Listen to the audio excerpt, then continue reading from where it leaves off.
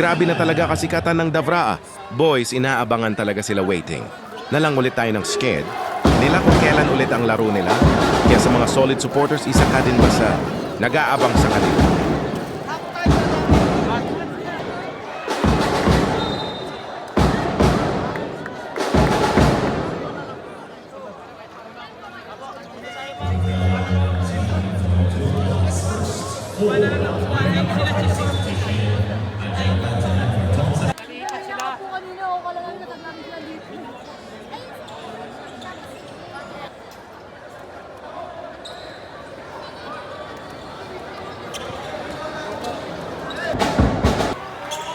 Abangan natin ang pagbabalik nila